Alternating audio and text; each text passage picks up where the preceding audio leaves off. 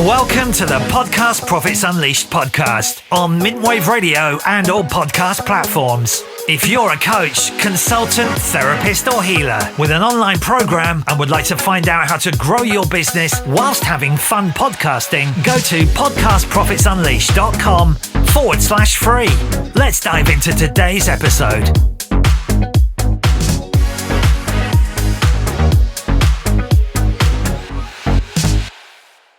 So welcome to the show. I'm so excited about today. We have Lisa Marie Robinson. Now, she's best known as the Sassy Wealth Queen. She's the brains behind the Sassy Wealth Coach and Cash and Sass podcast. With over 20 years experience in accounting, she now helps women, entrepreneurs, manage their money with confidence so that they feel empowered. And that is really what we're going to be talking about today. I'm your host, Karen Roberts, helping coaches and experts design, create, launch, and grow their podcast so that they can turn them into sales machines, which I'm pretty sure this is what Lisa's already done. So welcome to the show, Lisa. Thank you very much for having me. I'm excited to be here. And first of all, I suppose let's start with what was the inspiration for you behind the Sassy Wealth Queen? Was all the years of barely making ends meet and not realizing at the time that I didn't have a good relationship with money. We had a love-hate relationship. I love to hate it. And knowing that there just had to be something better. There just had to be another way than working 60 hours a week and barely making ends meet. There had to be another way. There had to be something more. And when I was let go from my job and I was on food stamps, I made the decision I wasn't going back. I was done. And I haven't looked back. I started my business, and a year later, all of a sudden I found myself still struggling. I was like, okay, wait a minute, why? It was successful. So I started asking these questions, and mentor that I followed made a comment about, would you stick around if someone talked crap about you? Would you come back if somebody was talking crap about you nonstop and just putting you down in the dirt? And all of us that were on this call, hell no. Then why would money? And something clicked, and I went down a rabbit hole. When I say a rabbit hole, I went down like multiple rabbit holes. And I just started researching money trauma, money mindset, money stories, what it had to do with money management. Did they intertwine? Because I kept hearing everybody either talking about manifestation or talking about money mindset, but they weren't talking about management and the mindset and you see what I'm saying? They weren't talking about them three together. And so I just felt like there was something missing. And I found it, and I was like, okay, we're going to try it. We're going to see if this will work. And these are the missing pieces. And it worked. It was like, oh, light bulb. Okay, I can do this, have a money roadmap and the mindset and have the tools and work. And I know exactly what's going on. And therefore I can create and retain and expand wealth. And that's where the Sassy Wealth Queen was born from, because I was like, I'm sure I'm not the only person who didn't come from money, who didn't come from wealth, and was told, if you don't come from wealth or you don't marry into money, you're never going to have money. And the reason why I say wealth coach instead of money coach, and I call myself the Sassy Wealth Queen instead of money queen, is because to me, being wealthy is so much more better than just having money or being rich, because there's so many people who are rich who are miserable, or they're rich, they have lots of money and they're still broke. And the reason why is because they're not living aligned with their values, their desires, and their goals. And so to me, being wealthy is being wealthy in all the areas of your life so that you can truly live aligned with your values and your goals. And when you do that, you're able to make a bigger impact in the world the way heart-led women entrepreneurs want to do. Love that, because it's right, isn't it? We all create these stories in our own head, depending on, a lot of it is down to our upbringing or a certain set of circumstances. And a lot of people do either go the way that, okay, I've just got to focus on the money, and then they're overworking, but then their relationships are failing and they're not happy. They don't have any time freedom.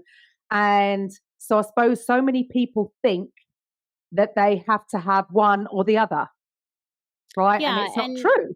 And a lot of times, I'll be a perfect example. The first year I was in my business, I put myself physically and mentally last. I was on a mission. And the mission was, if I was going to barely get by, then I was going to do it from home, that I was going to do it on my terms. And I did. And there was no plan B. So I went all in. What happens when, especially with women, we go all in? We tend to forsake ourselves or put ourselves last. And end of 2017, I hired my fitness trainer, she's my fitness coach, fitness trainer. She's also a life coach. But I hired her, and I started putting my mental and physical life, my physical health and my mental health first. And when I put me first, my business skyrocketed. It took off because I had more and I see it now, but it's because I had more energy. And that's the reason why I created the Wealth Mastery Method. And the Wealth Mastery Method is 5 areas, and it's being wealthy in these 5 areas, which is your spiritual, energetic, mental, physical, and financial. And so all 5 of those are important because if you listen, spiritual, energetic, mental, physical, and financial.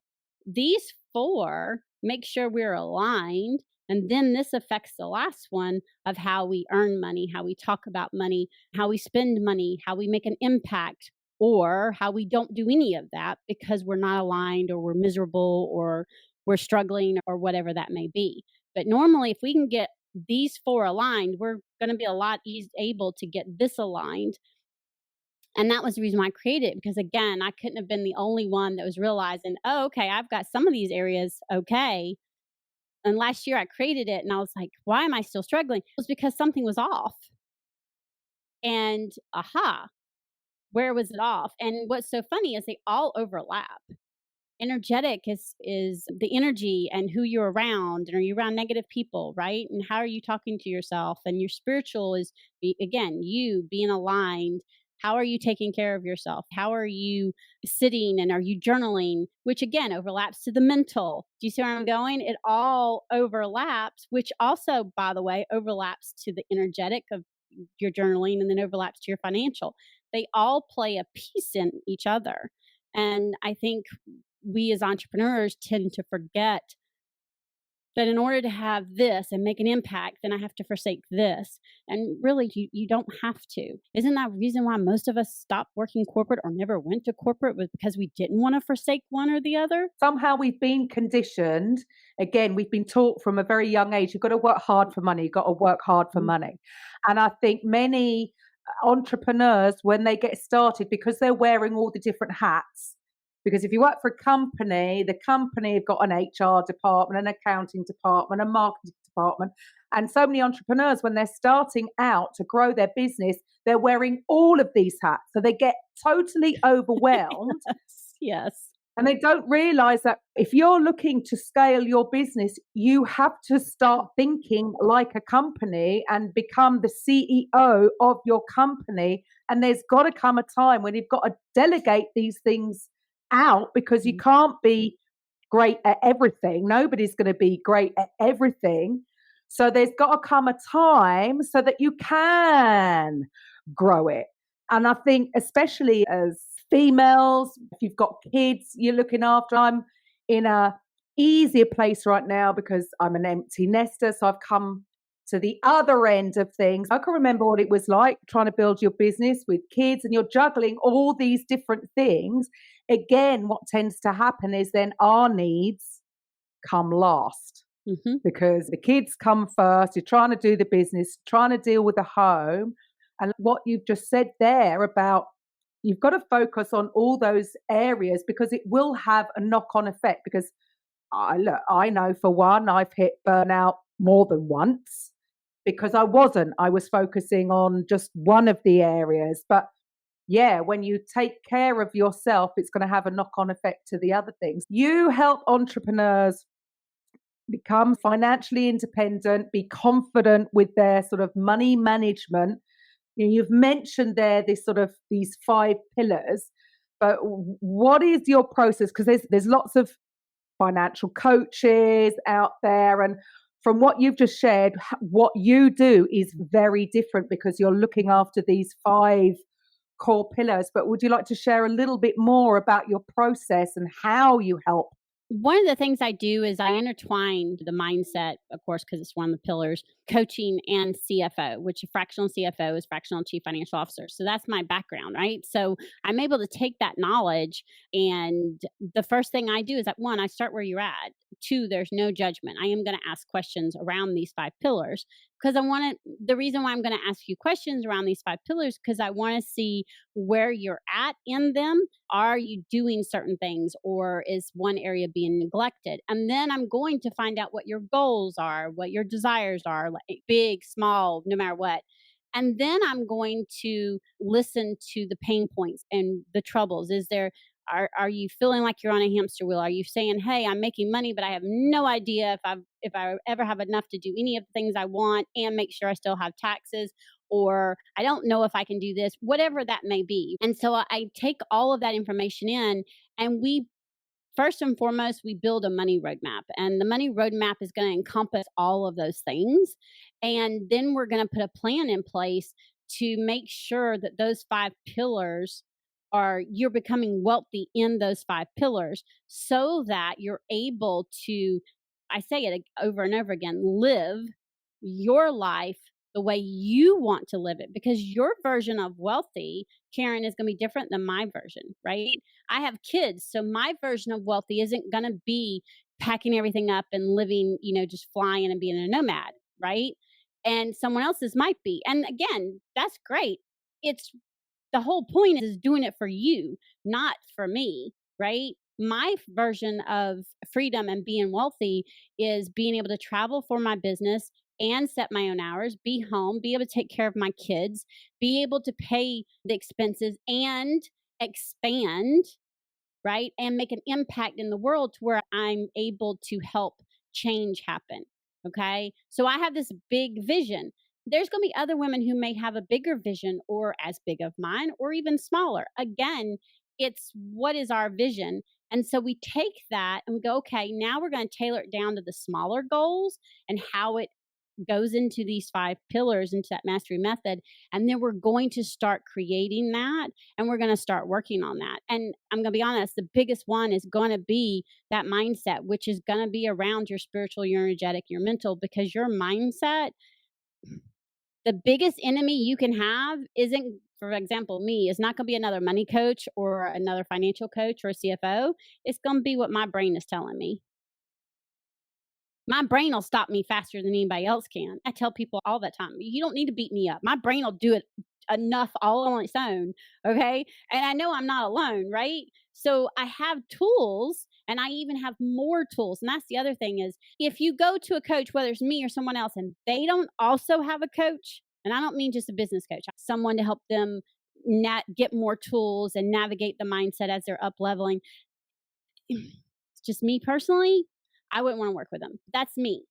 Because I believe that even as mindset coaches, we should also have mindset coaches. We should have someone who's further along than we are with it, so that we can have more tools under our belt. Because you're never going to stop doing the work. Never. And there's always going to be some kind of new tool. I learned a new tool this year, which I absolutely love, and it's dance movement. It's moving the body to music, whether it's dancing or shaking or punching a pillow. And I'm like, okay, I like this, right? And my coach says, if you don't feel like, I said, what was it? I told her, I said, I look weird. She said, if you don't think you look weird, then you're not doing it right. Okay, then I'm doing it great. I mean, and it's just being able to have someone help you get things in place so that you can see it. Because here's the thing, a lot of times we're so closely connected to our thing, and I refer to it as we're in a pickle jar. And the reason why I say pickle jar is because I don't like pickles. So we're in this pickle jar, and all we can see is the nasty pickle juice and pickles in the pickle jar. See where I'm going? Because we can't see anything past that, we don't see what me or someone else might be able to see, and then help you get out of that pickle jar so that you can expand. Or you may think one way is the best way because say there's a clear vision from that jar in here, but we're able to look all the way around and we're going, actually, even though it looks clear right there, you really don't need to be going that direction. We could actually do it this way and it'd be easier and it would work better.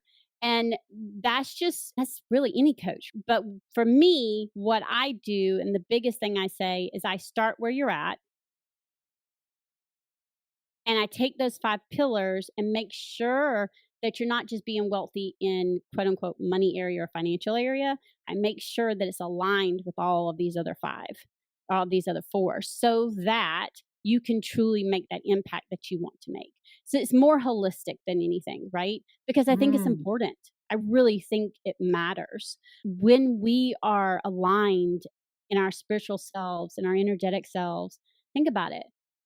We automatically put it out to the universe of what we can do and what we're able to, the change we're able to make. And we're not as down and it's just a higher end of caliber, right?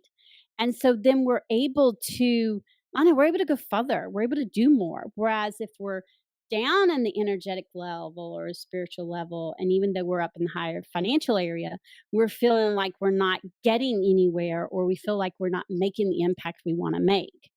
But because we're in it and so close to it, we can't really see what's stopping us. And it's always us. We need to get out of our own way. And you're right. Everybody needs a coach. And I think for myself personally, I would be way too emotionally attached almost to the outcome of stuff. And we know that when you are, things don't go right. You have to find a way to become detached from the outcome, which when you're starting out can sound easier said than done, which is why it is important to have something. At the end of the day, like I said at the beginning, a big successful company, they cover all these areas anyway, don't they? If you want to be a successful entrepreneur, then you need to focus on all these areas or get help with it. And I love what you say about dancing or just shaking, all that stuff.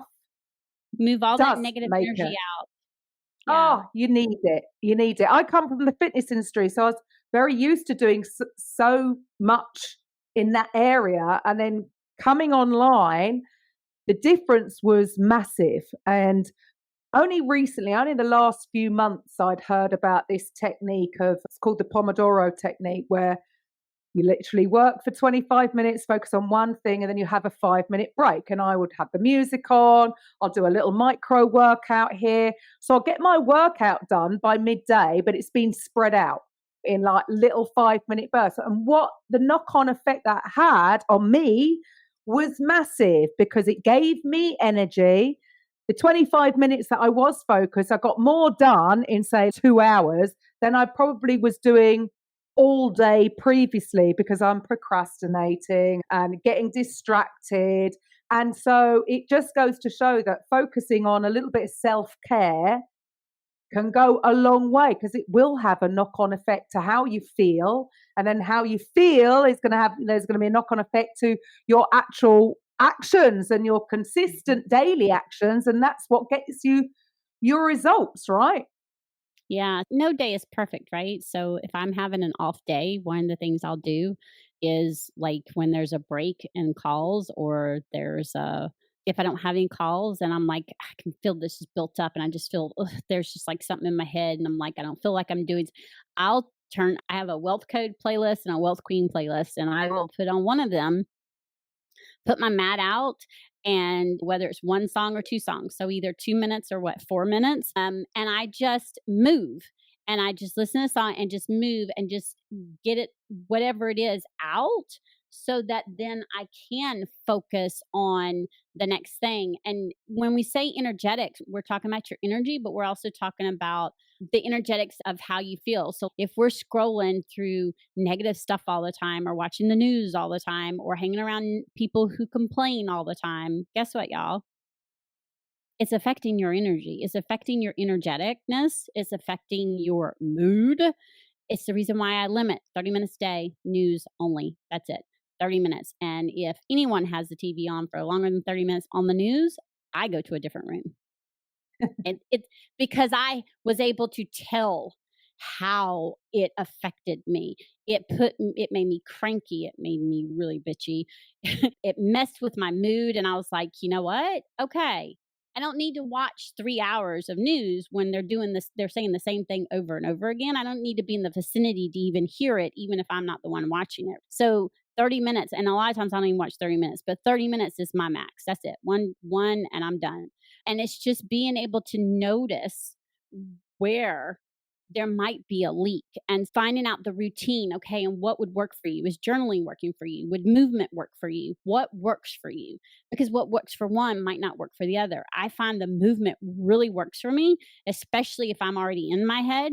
Journaling's not going to work because I'm already in my head. Nothing's coming out on that paper when I'm already in my head. Movement, punching a pillow, moving, stomping, whatever it is, that works. And then I find myself able to put stuff on paper, to journal out, which you see what I'm saying? It goes hand in hand. So it's finding what works for you. I don't so do what cookie cutter. I think that's the important thing. I do not do a cookie cutter. I don't believe in cookie cutter. No, because we're all different. We're all different. But what do you think is one of the biggest things that sort of stops female entrepreneurs from having this balance? What's the biggest sort of holdback, would you say? The stories they tell themselves. Are we good at that? Yes, we are, aren't we? Again, they could be like me. I don't tell myself stories. I don't talk bad about money.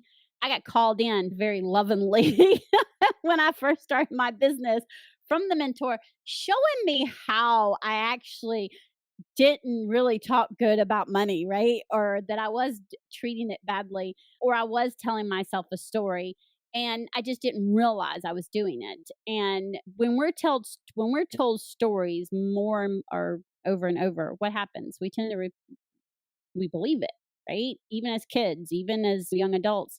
And so what happens is a lot of times we end up telling ourselves the same story, or we make it worse, or we compound it with another story. I believed, okay, every single time I would start coming into money, I'm like, okay, I started making money and then I found myself broke. Oh, they must be right. I'm supposed to do this.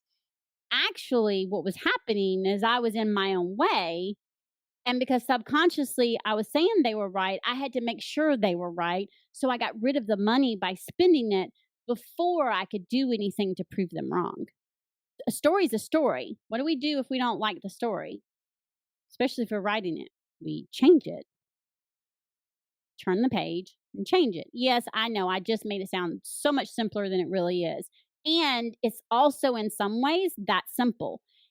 Get it out. What would your future self be? Who, if you money was no issue, you didn't worry about what other people said you should be doing or not doing, what would it look like? Get it all out. And then from there, okay, what can you change now to be that person, to start living like that person even before you're it's actually happening.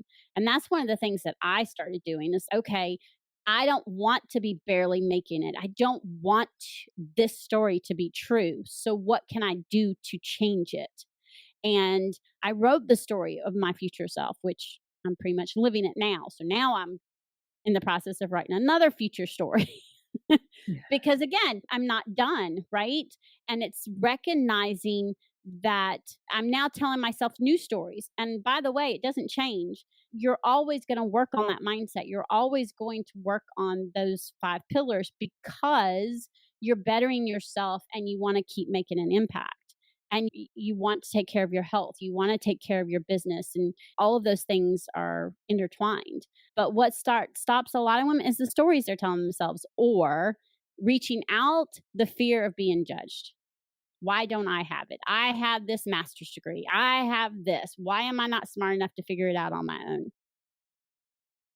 Or they're going to judge me because I tried and I made a mistake. They're going to judge me because I've had a bankruptcy. They're going to judge me because whatever. I'm not going to judge.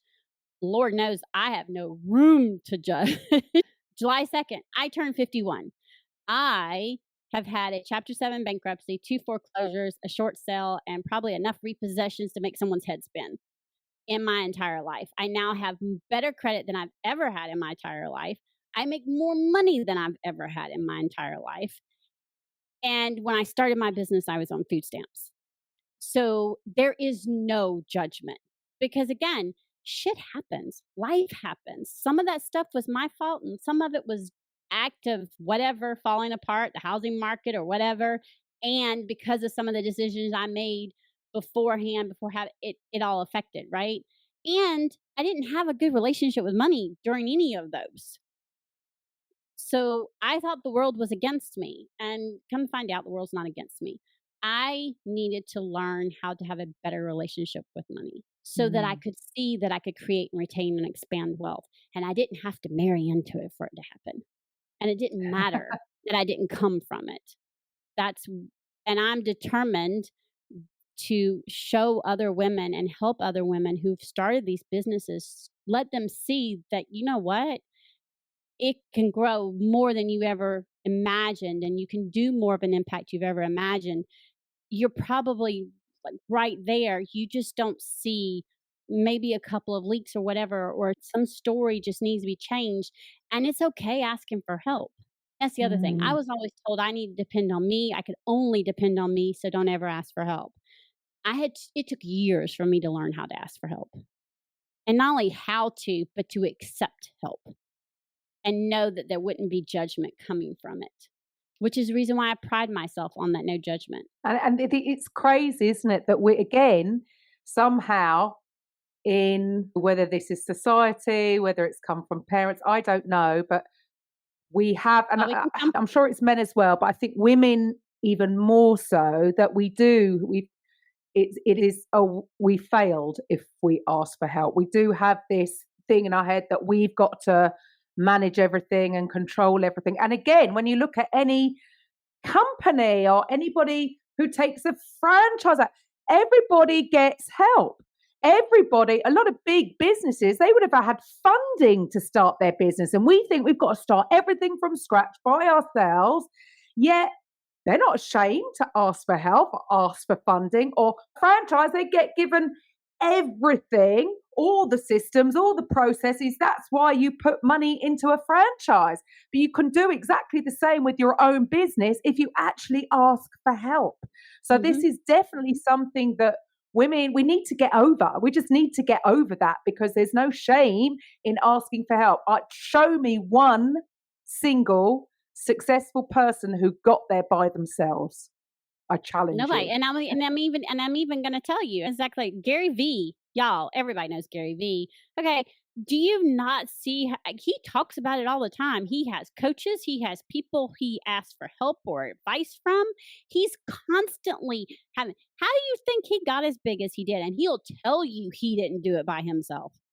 He- and he's as big as he is now. Yes, has he put in? He has that. What is it? That all work mentality. And later on, he'll tell you when you're first starting to make it. Yeah, you got to put in more hours. And if any entrepreneur tells you that when they first started they only worked 2 hours a day, I call BS because they may work it now. Great, they didn't work it when they first started. Because when you first start, unless you already have money in the bank and that you can hire everybody to do the things already, you're working more than 2 hours a day, period. There, I don't care what anyone says. I've done the 17, 18 hour days. And isn't it funny? Because now I can look back and go, why didn't I just go and get investors? And I think it must have something to do, again, that's mindset, isn't it? Because if I truly believed that I was going to get where I am now, why didn't I go with a business plan and go and get investors to do it? I obviously didn't really believe it. And I thought I had to do it by myself until I got to a Or you stage believe, where I right. could get a VA or I could start taking on people. My first year, I was just me. My second year, I had a part time VA.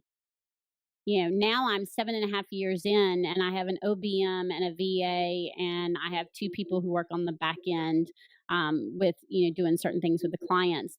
And I have a podcast team. I have coaches. So I have people. And, now I'm like, oh my goodness, if I had to go do all this by myself again, No. And that's No. the reason why my podcast has taken off as well as it has. I truly believe this is the reason. It's because I had one coach who told me, don't wait, don't have a podcast team, just go and record and just grow from there. And I know that's the way a lot of people do it. Great, more power to you. However, I knew me. I know me. I don't like the technical side of stuff. I'm not going to figure out how to do the intro and the outro and mesh it all together and figure all that stuff out. That's not how I work. It's not something I enjoy, so I'm not going to do it. I wanted it to be done right, and I wanted it to go. And I had the means, unlike when I first started, I didn't have the means to have a VA, but I had the means to hire someone who's my technical person who could do it. So we did it. And then I was like, okay, where I started asking people for help. Where can I go to get their website? Or where can I go to get ideas for who to have on my podcast? And I was referred to these places. I remember, and it's just astronomical. It's like the guests have come out of the woodworks. I'm like, holy crap. And it, again, I asked for help, right? That's how you and I met. And it's because I've put these things in place, I've met so many people and my podcast has taken off.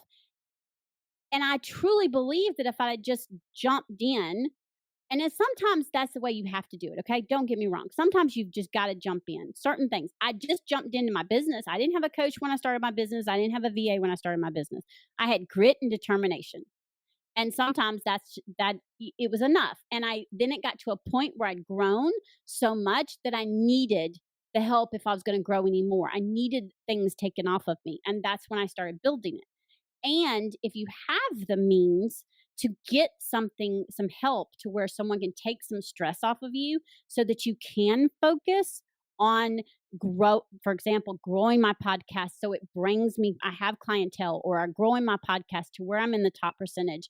And these are all goals. I want to be in the top percentage. I want to be able to have sponsorships, offer sponsorships where sponsors will pay to have their advertise. I want all of those, right? Those are goals. So in order for me to be able to focus on that, and I had the means to hire a podcast team that would do the technical part and releasing and all of that, it was a no-brainer. Why would I take all that extra work on? Then I would never get anywhere, and I would be working 50 hours a week just on the podcast. Which is why so many give up. This is why we do that now, is because before we were just providing the platform, and then they just got overwhelmed with the whole thing and they gave up because the failure rate for podcasters is so big, which is why now we say, look, don't do it that way. Come on, let's get all prepped. We'll do the tech, we'll do the back end so that you can hit the ground running and grow it and you stick to it. It's easy now. I don't have to worry about the other stuff. I focus on recording my podcast. It's in the platform. They do everything else. It's released and I'm done. I don't do nothing else. Show up to record your podcast and then show up on calls with people who are ready to buy. Lovely. Yeah, that's the way it goes. So what else do you think, though, stops people from... There are so many female entrepreneurs out there who are struggling and they don't believe that they can have it all. Why do you think they're not actually asking for help from somebody like you who would help them in all those areas? Either they feel like they don't think they need that type of help. That's not where the problem is. Or it's a fear of judgment, a fear of being judged, or if I have this type of person, am I going to be as successful as someone else? And again, when you think as a CEO, newsflash, majority of the businesses have CFOs. They have chief operating officers. They have chief financial officers. They have director of operations. They have those people. And when we start as an entrepreneur, and especially when we get to 6-7 figures and we're not seeing the things that are going on with the money and we're not looking at everything, we're concentrating on, again, making the money and helping our clients, etc. But when we're not looking in it and really truly making sure that it's aligned and they're And our mindset is where it should be. And it could be that they've worked on their mindset. They're just not seeing those things and they're at a certain level with it. And that's where it just gets tweaked. And we want to make sure that's aligned in those all 5 pillars.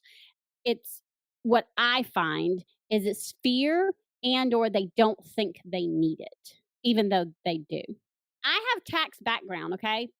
So I could keep up with the taxes and do that stuff. I choose not to. I instead have a tax advisor who loves doing that stuff, who willingly keeps up with that stuff, okay? So that she can help me with my business with the ins and outs of, okay, does it make sense to do this as a business? Like, for example, I am an LLC, but I'm still considered a sole proprietor. She did an advisor, an analysis of all my things, personal, business, combined it. Because again, when it's that, it pushes over into your personal taxes, at least in the US. Does it make sense for me to become an S corp yet? Because again, if it don't make sense for me to become an S corp, and so many people become one long before my opinion they should, I want to know that it's going to save me thousands and thousands of dollars. I don't mean save me just $2,000 and then that $2,000 is now going to be spent on a second tax return and payroll taxes. Okay? Because those are rules applied to the S corp that Americans would then have to do. They have to file 2 tax returns, and they now have to pay themselves on payroll, so they're going to have payroll taxes. So when I say save me money, save me thousands and thousands of dollars. It needs to make sense for me to put an extra thing on there. And at some point, it is going to make sense. The last 2 years, it hasn't made sense. I have someone advising me. I have someone who's a tax advisor and does my taxes because I have 2 kids and one is special needs, and because she's 21 and she's on SSI, but because she's the disabled and she's going to school, there's things that are interactions, right? There's caveats to the things. I don't want to deal with that. I could. And I could also make a small mistake and never realize it. So I don't want to. I pay her to be my tax advisor all year and then pay her at the end of the year to file my taxes. And then that gives you back your time because, like you say, this has all Exactly. got to be so that you can cover all the other areas. And I'm not worrying about if I missed something or didn't miss something or any of that because there's so many things that intertwine into it. I can focus on what I'm good at and what I love doing, right? I was good at the taxes. I just hated it.